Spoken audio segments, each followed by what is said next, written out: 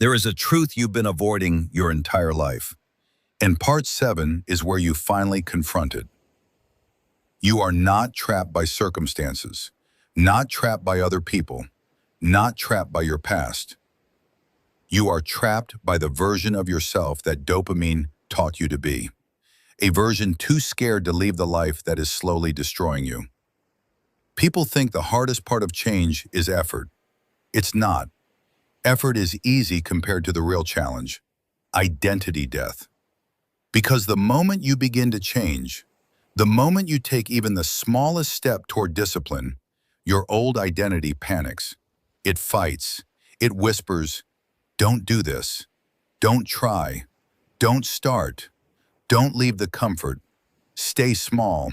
Stay predictable." Because your old identity knows one thing: if you ever become disciplined, it dies. And dopamine protects it like a guard dog. That's why every time you try to change, your life suddenly becomes harder. You get tired, overwhelmed, anxious, unfocused, busy, unlucky. Suddenly everything becomes a reason to stop. That is not coincidence. That is resistance. The psychological defense mechanism of a dying identity. And most people surrender to it because staying the same feels safer than becoming someone new, even if the same is killing you slowly. Here is the darkest truth part 7 exposes.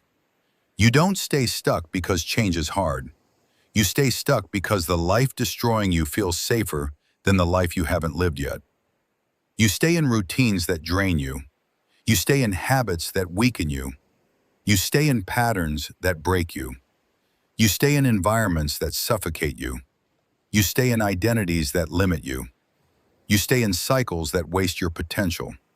Because deep down, dopamine convinced you that suffering you already know is safer than the suffering required to grow.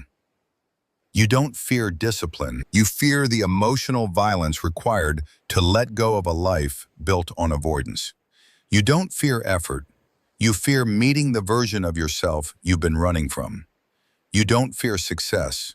You fear the responsibility that comes with no longer having excuses. And dopamine feeds these fears perfectly. It rewards you for staying the same. It comforts you when you avoid growth. It soothes you when you choose the path that leads nowhere.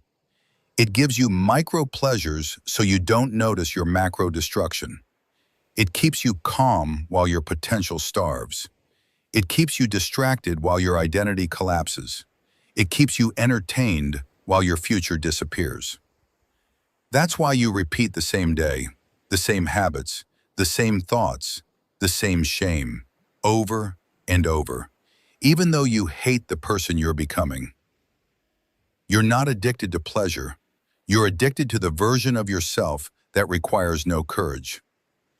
And yet, the more you cling to that version, the more painful your life becomes. You feel it in the mornings, that heaviness in your chest. You feel it at night, that quiet panic. You feel it when you look into your future, that emptiness. You feel it when you look at your past, that regret. You feel it when you try to focus, that fog. You feel it when you try to rest, that restlessness. You feel it when you try to commit, that fear. That's not weakness. That's the symptom of living a life you were never meant to live. A life dopamine convinced you to accept. But here is the turning point. Part 7 delivers. The life you want requires the death of the life you have. You cannot bring your old identity into your new future. You cannot grow while clinging to the version of you that avoids responsibility. You cannot transform while keeping the habits that destroyed your discipline. You cannot evolve while protecting the comfort that keeps you weak. Discipline is not about doing more. It's about becoming someone your old impulses can no longer control. It's about choosing a life that terrifies your old self because it knows it cannot survive there. And here is the profound truth buried beneath all the darkness. When you finally let your old identity die, you don't lose anything. You gain access to the life that was waiting for you all along. A life built on intention instead of impulse. A life built on clarity instead of confusion. A life built on meaning instead of stimulation. A life built on discipline instead of dopamine. But this transformation requires courage. The courage to tolerate discomfort. The courage to sit in the chaos of becoming someone new. The courage to feel unstable before you feel strong. If you can endure that discomfort, even briefly, your entire life will begin to shift. Your brain will rewire. Your discipline will stabilize. Your identity will strengthen. Your future will open. And suddenly, the life that once terrified you becomes the only life you want. That is the moment you break the cycle. That is the moment things finally change. That is the moment part 7 becomes the beginning of a new you. The question now is simple.